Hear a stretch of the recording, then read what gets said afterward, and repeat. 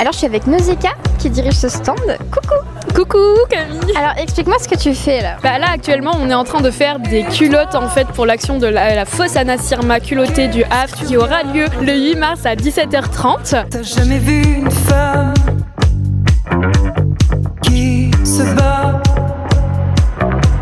Donc là en fait j'ai mis plein de culottes un petit peu partout, j'ai dit aux personnes de ramener leurs culottes pour que justement on puisse les décorer, faire des fausses vulves, faire des faux poils pour montrer qu'en fait le sexe féminin ce n'est pas hyper épilé comme on voit dans les pornos. Regarde, sous mon sang la grenade, sous mon sang la regarde, sous mon sang la grenade.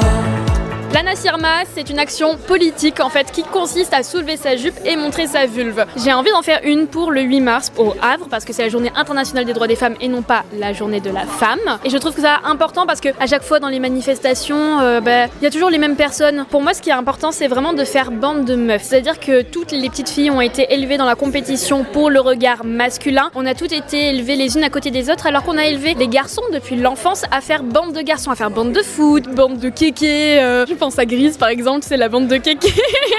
Pour moi c'est important en fait qu'on fasse communauté, qu'on se réunisse, qu'on discute ensemble, qu'on parle ensemble et le 8 mars en fait il est aussi fait pour ça, ce moment où on va toutes soulever nos jupes pour montrer nos fausses culottes, pour dire en fait on est ensemble, on n'est pas les unes à côté des autres. Et en fait c'est un message à la fois pour les personnes qui nous regardent que le féminisme c'est pas que des petites hystériques dans un coin sur Instagram, que en fait on est nombreuses, que le patriarcat nous a fait croire que nous étions une minorité alors que nous sommes 52% de la population, qui est quand même quelque chose d'ahurissant lorsqu'on voit toutes les inégalités entre les hommes et les femmes. Et voilà, et aussi l'Anna Sirma, c'est le fait de montrer son corps en public. Et je pense que si on est tout ensemble, il va y avoir un énorme mouvement, il y a une énorme émotion de sororité. C'est hyper important en fait aujourd'hui.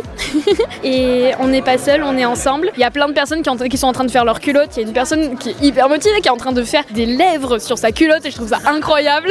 J'ai ramené des culottes, j'ai ramené de la laine, des marqueurs, j'ai ramené des feutres pour que tout le monde puisse faire sa culotte et je trouve ça trop bien. Enfin, il y a de l'engouement, je suis hyper contente, je pensais pas que ça allait prendre autant, ça me fait trop plaisir. Moi, je suis venue voir Nausicaa et Camille et voir les culottes, comment ça se passait. Du coup, j'ai fait une culotte, donc je suis contente. Et comment on fait une culotte? Je sais pas, j'ai juste mis de la colle et de la laine dessus, ça faisait des poils, du coup, ça marche plutôt bien. Ok, trop cool.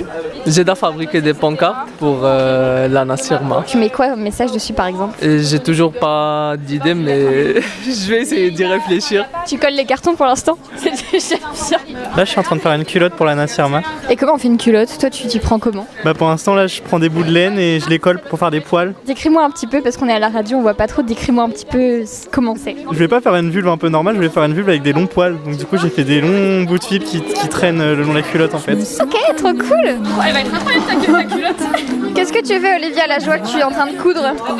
Je suis en train d'essayer de reproduire une vulve sur une culotte et là, je fais les lèvres avec du tissu. Et t'as amené des pompons aussi? Des pompons, ouais, pour faire des clitos. Voilà. Incroyable, j'adore. Merci. Moi, j'ai fait une petite culotte, donc j'ai pris une de mes culottes qui est noire et j'ai rajouté des fils de laine dessus gris qui ressortent. Ouais, je trouve que c'est ressemblant. Et je compte même plus les fois où on m'a traité de chienne. Non, je compte même plus les fois où on m'a traité de chienne. Mais c'est une chienne qui a élevé Rome. Les putes comme moi portent les rêves des hommes. Mais c'est une chienne qui a élevé Rome. Les putes comme moi portent les rêves des hommes.